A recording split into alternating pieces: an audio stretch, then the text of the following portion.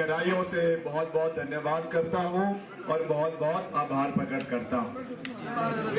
आज हमारे बीच में श्री अजय सोलंकी जी, जो हमारे पूर्व में यहाँ से प्रत्याशी भी रहे हैं और वर्तमान में प्रदेश कांग्रेस कमेटी में वरिष्ठ उपाध्यक्ष हैं, और साथ में हमारे जो ब्लॉक के अध्यक्ष हैं ज्ञानचंद चौधरी जी, श्री इकबाल जी जो हमारे माइनॉरिटी कमीशन के चेयरमैन हैं, और हमारे जो यहाँ के इंचार्ज हैं प्रदेश कांग्रेस कमेटी के सचिव हैं सोलन से श्री सरदार सिंह जी, इनका भी मैं बहुत बहुत स्वागत करता हूं। और यदुपति ठाकुर जी जो हमारे कार्यकारी अध्यक्ष हैं युवा कांग्रेस के, वो भी हमारे बीच में आए हैं। मैं इनका भी जो है वो यहाँ आने के लिए बहुत बहुत स्वागत करता हूँ, धन्यवाद करता हूँ। और भाई नीचे बैठ जाए। श्री महेंद्र साल जी जो हमारे प्रदेश कांग्रेस कमेटी के जनरल सेक्रेटरी हैं, वो भी हमारे बीच में है। हमारे यहाँ के स्थानीय जयदीप जी भी हमारे बीच में उपस्थित है। भूपेंद्र ठाकुर जी जो हमारे सचिव हैं प्रदेश कांग्रेस कमेटी के, और यहाँ पे सभी हमारे और महिला कांग्रेस के, युवा कांग्रेस सभी साथी और सभी हमारे जो चुने हुए यहाँ पे प्रधानगण, उप प्रधानगण, जिला परिषद और बहुत से हमारे जो आप पार्षद भी, स्थानीय पार्षद और खास करके महिलाएं यहाँ पर आई हैं। मुझे खुशी है कि नाहन नगर जो हमारा यहाँ का नगर, यहाँ का काउंसिल है, इसमें बहुत सी महिलाएं पार्षद भी है और यहाँ का प्रतिनिधित्व कर रही है। ये हमारे लिए बहुत खुशी की बात है, और आज वो भी यहाँ पे अपनी जो है भागीदारी सुनिश्चित करने के लिए यहाँ पे उपस्थित हुई है। और वीरेंद्र पाल जी जो हमारे एडवोकेट हैं लीगल सेल के, वो भी यहाँ पे उपस्थित है, और सभी जो यहाँ पे हमारा जन समूह है। मैं कोई ज्यादा लंबी बात नहीं कहना चाहता हूँ, क्योंकि हमारा इसके बाद एक और कार्यक्रम जो है वो रेणुका निर्वाचन क्षेत्र में भी है, और थोड़ा सा समय का भी हम विलंब हो गया, उसकी वजह से देरी है। मगर मैं आपको ये कह सकता हूं कि जैसा मैंने आपको कहा कि बदलाव की हवा हिमाचल प्रदेश के अंदर चल चुकी है। जिस तरीके से जो वर्तमान सरकार आज प्रदेश के अंदर है माननीय जयराम ठाकुर जी की, हम तो विपक्ष में रहते हुए भी, मेरे पिताजी स्वर्गीय राजा वीरभद्र सिंह जी जो 6 बार मुख्यमंत्री रहे प्रदेश के, उन्होंने हमेशा ये सीख कही कि जब भी आप राजनीति में आएंगे, सार्वजनिक जीवन में होंगे, चाहे पक्ष में हो चाहे विपक्ष में हो, आपने एक अच्छी भूमिका विपक्ष में रहते हुए भी निभानी है। जब सरकार बनी तो हमने सरकार का स्वागत किया, क्योंकि ये जनता का जनादेश था कि उन्होंने भाजपा की सरकार को प्रदेश के अंदर बनाया। लोकतांत्रिक प्रणाली में विधानसभा के अंदर हमने प्रदेश भर के मुद्दे भी उठाए, अपने क्षेत्र के मुद्दे भी उठाए, कर्मचारियों के मुद्दे उठाए, ओल्ड पेंशन स्कीम का मुद्दा उठाया, JOAIT में जूनियर ऑफिस असिस्टेंट में जो घोटाला हुआ उस मुद्दे को भी उठाया, और साथ ही साथ हमारे आशा वर्कर्स का मुद्दा उठाया, आंगनबाड़ी महिलाओं का मसला उठाया, हमारे जो होम गार्ड के कर्मचारी हैं उनकी भी बहुत सी मांगे थी, उस मांगों को भी समय समय पर सरकार के समक्ष विधानसभा में उठाया। मगर मुझे और खास करके हमारे आउटसोर्स के कर्मचारी, जो एक भारी तादाद हिमाचल प्रदेश में करीबन 30 से 35 हजार कर्मचारी हमारा आउटसोर्स का है, उनकी आवाज को भी हमने समय समय पर विधानसभा के अंदर उठाया। मगर मुझे दुख के साथ ये बात कहना पड़ रहा है कि मुख्यमंत्री जी आश्वासन देते गए, साल बीते गए, महीने बीते गए, और पता भी नहीं चला कि कब उनके 5 साल पूरे हो गए। मगर आज तक एक भी उनका आश्वासन, चाहे वो हमारे आंगनबाड़ी महिलाओं को था, चाहे आशा वर्कर्स को दिया गया, चाहे ओल्ड पेंशन स्कीम के हमारे कर्मचारियों को दिया गया, आज तक एक भी आश्वासन मुख्यमंत्री जी का पूरा नहीं हुआ।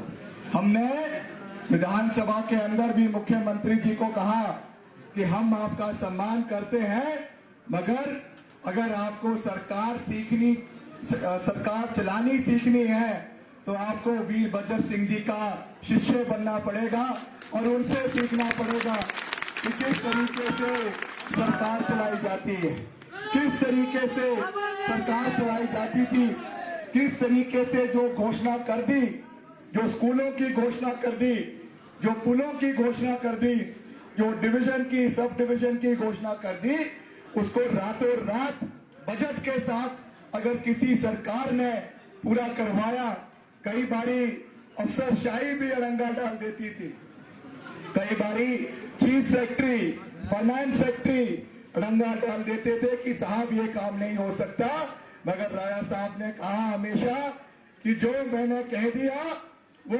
पत्थर की लकीर होती है और ये एक अच्छे शासक की पकड़ होती है। आज का हमारा जो मुख्यमंत्री है, इनको हम जो है तानाशाह मुख्यमंत्री नहीं कह सकते। तानाशाह का खिताब मिलने के लिए प्रशासन के ऊपर पकड़ होनी चाहिए।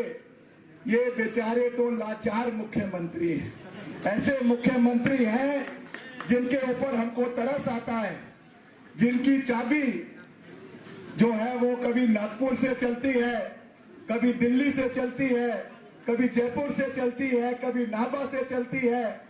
मुख्यमंत्री जी सुबह कोई निर्णय लेते हैं, आपने देखा कोरोना काल में सुबह कोई निर्णय लिया जाता था कि हम बॉर्डर खोल देंगे, शाम को फोन आता था दिल्ली से, जयराम जी ये बॉर्डर किसको पूछ के आपने खोल दिया, साहब गलती से हो गया, और उसी टाइम ऑर्डर आ जाता था कि बॉर्डर बंद कर दो। ऐसे ऐसे ऑर्डर एक दिन में 4 मुख्यमंत्री कार्यालय से एक ही चीज के 4 ऑर्डर दिन में निकले हैं। इतिहास इस बात का है। मैं जो बातें करता हूँ, मुझे एक बात मेरे पिताजी ने सिखाई है कि अगर राजनीति में अपनी विश्वसनीयता बनाकर रखनी है तो हमेशा मुद्दों के ऊपर बात करो और तर्क संगत बात करो। ऐसी बात मत करो जो लोगों को कभी पचेगी नहीं, क्योंकि लोगों के बीच में 2 मिनट के लिए तालियां बजाने के लिए तो कोई भी बात करी जा सकती है, कोई भी बड़ी बड़ी बातें की जा सकती है, आप लोग भी तालियां बजा देंगे, मगर बाद में वो बात पूरी नहीं होगी तो आप लोग भी कोसेंगे कि हमारा नेता कैसा है, कि ऐसी बातें करता है जिनका सिर पैर जो है वो मुद्दों के साथ जुड़ा हुआ नहीं।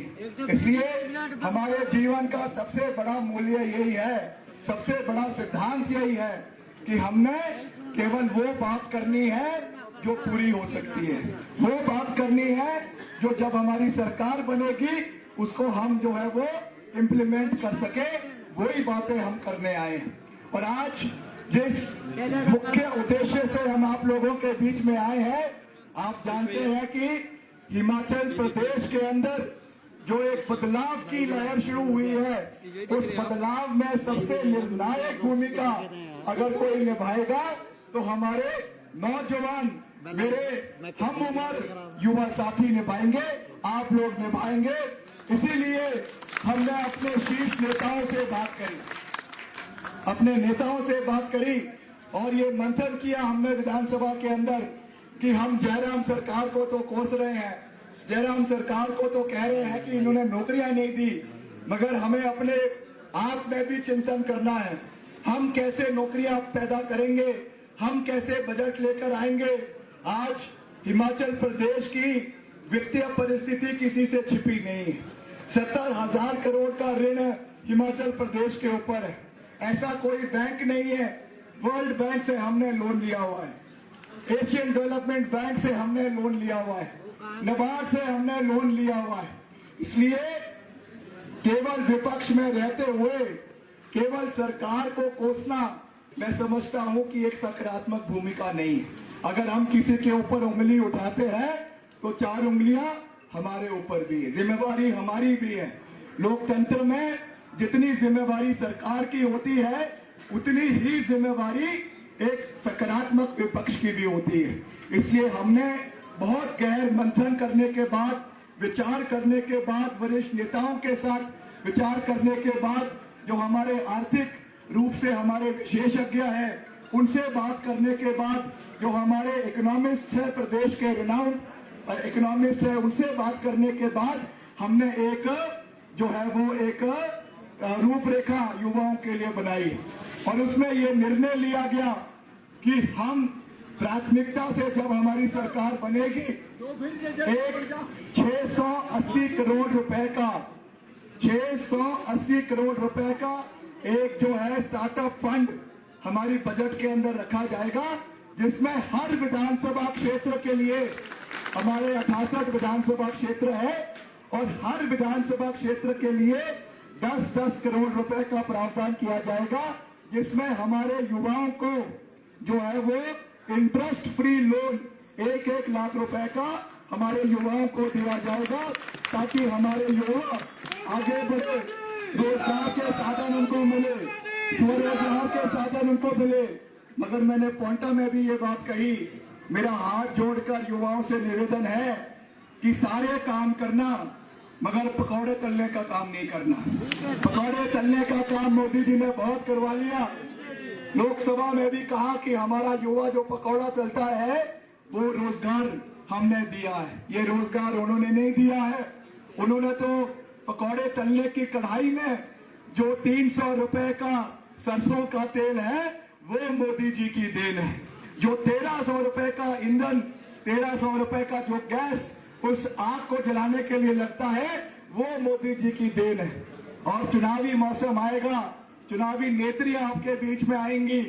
एक नेत्री बड़ी प्रसिद्ध हुई जिन्होंने महंगाई के खिलाफ जो है वो सिलेंडर चक्कर जो है भंगड़ा, कभी भंगड़ा और कभी कोई और नाच, कभी गिद्धा, कभी अलग अलग नाच से लोगों को आकर्षित करने की कोशिश की।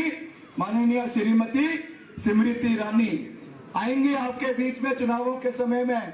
मेरा निवेदन है उनसे जाकर पूछना चुनावों के समय में कि कहाँ है हमारा जो है सस्ता सिलेंडर।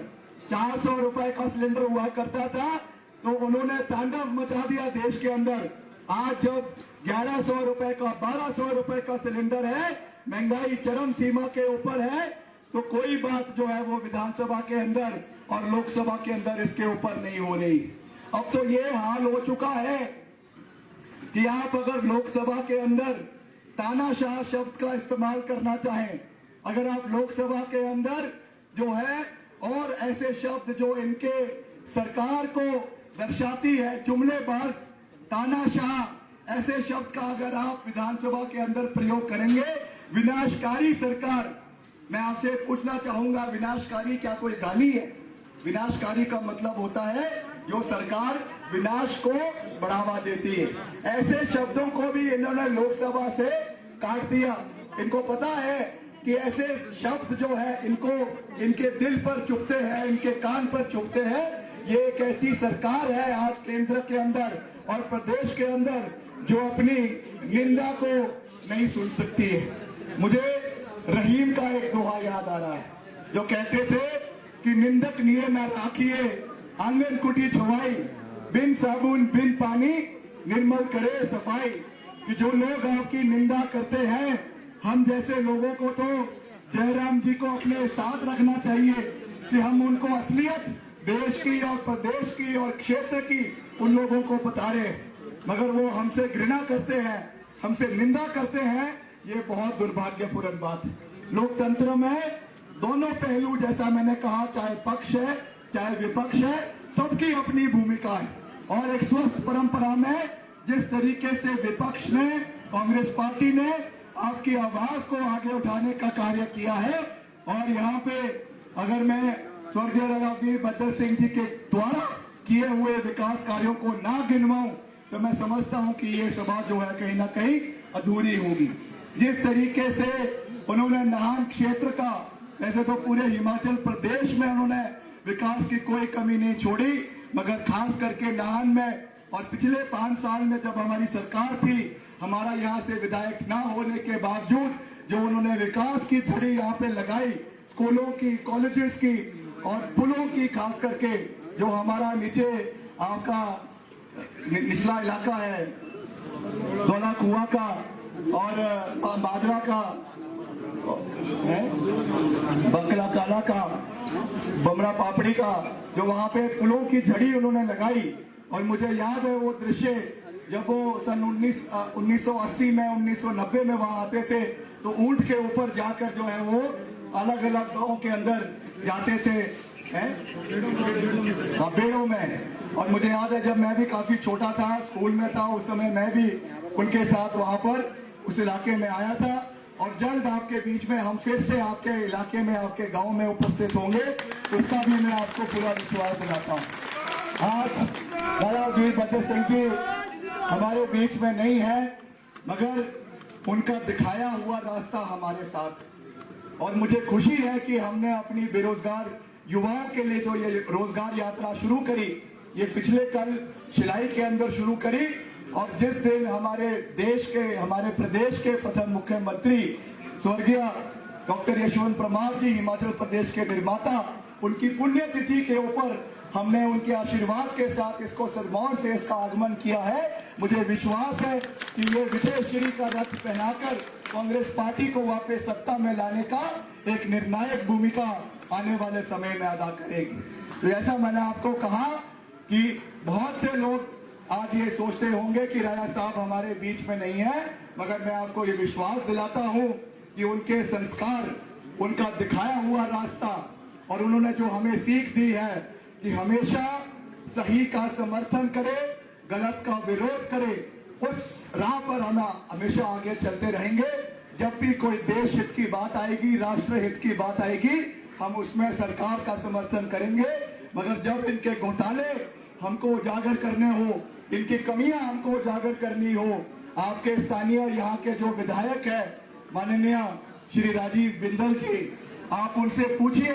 आज हिमाचल प्रदेश की जनता उनसे पूछ रही है कि 1 महीने के भाजपा के अध्यक्ष बनने के अंदर अंदर आपने इस्तीफा क्यों दिया? आज तक आपने ये जवाब की जनता को नहीं दिया। क्या कारण थे कि 1 महीने की आपकी कार्यकाल में आपको इस्तीफा देना पड़ा? आपके जो मंत्रियों ने, जो स्वास्थ्य मंत्रियों ने जो घोटाले किए, जो पीपी किट के घोटाले किए, जो आपके सैनिटाइजर के घोटाले किए, उसका पूरा लेखा जोखा हमारे पास है। और हमारी चार्जशीट कमेटी में हमने इसको डाला है। जिस दिन हमारी सरकार बनेगी, हम किसी से कोई रंजिश नहीं रखते, हम किसी से कोई पॉलिटिकल वेंडेटा में विश्वास नहीं रखते हैं। मगर जिन्होंने गलत किया है, जिन्होंने ऐसे समय में जब एक एक जान हमारे लिए बहुत कीमती थी, वेंटिलेटर की कमी थी, ऑक्सीजन की कमी थी, अस्पतालों में बिस्तर नहीं थे। मुझे याद आ रहा है कि आईजीएमसी जो हमारा हिमाचल का सबसे बड़ा मेडिकल इंस्टीट्यूट शिमला के अंदर है, वहां पर 2017 में राजा वीरभद्र सिंह जी ने ऑक्सीजन प्लांट लगवा दिया था, जिसकी वजह से हजारों जानें जो है वो बची। किस तरीके से पीपीई किट का घोटाला हुआ, किस तरीके से वेंटिलेटर, आपको भी याद होगा कि उन्होंने कहा, केंद्र सरकार ने कहा कि हम पीएम केयर का वेंटिलेटर हिमाचल में भेजेंगे। जब हमने बड़े बड़े हमारे जो डॉक्टर है आईजीएमसी में उनसे बात करी, तो उन्होंने कहा कि साहब ये जो पीएम केयर के जो वेंटिलेटर आए हैं, इनमें से 60% तो चलते ही नहीं है, क्योंकि इनका जो ऑक्सीजन फ्लो ये मांगता है वो और हमारे वेंटिलेटर से बहुत ज्यादा है, इसलिए उनको वापस ये वेंटिलेटर जो है ये दिल्ली भेजने पड़े। ऐसे कितने घोटाले हिमाचल प्रदेश के अंदर हुए हैं। तो मैं आपको ये कह सकता हूं कि इनकी ताबूत में जो आखिरी कील जयराम सरकार की इसमें लगेगी, वो ओल्ड पेंशन स्कीम वाले लगाएंगे, क्योंकि हमने ये ऐलान कर दिया है कि जिस दिन कांग्रेस पार्टी की सरकार बनेगी, और मेरी घोषणा, हमारी घोषणा जयराम जी वाली घोषणा नहीं है, ये वीरभद्र सिंह वाली घोषणा है। जो पत्थर की जो कह दिया वो पत्थर की लकीर है। जिस दिन हमारी सरकार बनेगी, उसके पहली कैबिनेट मीटिंग में हिमाचल प्रदेश के अंदर ओल्ड पेंशन स्कीम की बहाली करवाई जाएगी। इसका हमने खुला ऐलान कांग्रेस पार्टी के सभी शीर्ष नेताओं ने कर दिया है। तो ज्यादा कुछ ना कहते हुए मैं एक बार फिर से आप सबका दिल की गहराइयों से बहुत बहुत धन्यवाद करता हूं। आपने संघर्ष करना है, लड़ाई लड़नी है, मिलकर आगे चलना है। जयराम जी जाने वाले, जयराम जी का चीफ सेक्रेटरी अभी कुछ ही दिन पहले उनका बोरिया बिस्तर पैक हो चुका है। उनका जो डीजीपी है उनका भी बहुत जल्दी बोरिया बिस्तर पैक होने वाला है और उसकी अगली बारी जयराम जी की है। जयराम जी को हमने जो है वो अपने घर वापस राज में भेजना है और एक मजबूत कांग्रेस पार्टी की सरकार को हिमाचल प्रदेश के अंदर आगे ले जाना है, जो वीरभद्र सिंह विकास मॉडल के ऊपर चलेगी। और हिमाचल प्रदेश में अभी बहुत सी लोग आते हैं कि हम दिल्ली का मॉडल लेकर आएंगे, पंजाब का मॉडल लेकर आएंगे। क्या हुआ उस मॉडल का? पंजाब के अंदर आम आदमी पार्टी की सरकार ने कत्लेआम दिन दिहाड़े कत्लेआम हो रहे हैं, दिन दिहाड़े कारोबारियों को लूटा जा रहा है, दिन दिहाड़े जो हमारे गायक हैं उनके ऊपर कत्लेआम हो रहा है। और हमारे जो हिमाचल की शान है डॉक्टर राज बहादुर, जो एक रिनाउंड हमारे जो है ऑर्थोपेडिक सर्जन है, उनकी जिस तरीके से पंजाब के स्वास्थ्य मंत्री ने बेइज्जती करी है, ये बहुत दुर्भाग्यपूर्ण है और हर हिमाचली इसकी कड़ी शब्दों में निंदा करता है। तो ऐसे नौसखिए हिमाचल में सरकार चलाएंगे, ये इनकी जो है वो मुंगेरी लाल के हसीन सपने देख रहे हैं। हिमाचल में कांग्रेस पार्टी मजबूत है, कांग्रेस पार्टी की सरकार बनने जा रही है और कांग्रेस पार्टी की सरकार बनेगी। आप सबका एक बार फिर से दिल की गहराइयों से बहुत बहुत धन्यवाद। एक नारा मैं दूंगा, आप सबने हाथ खड़ा करके समर्थन करना है। भारत माता की, भारत माता की, वंदे मातरम, वंदे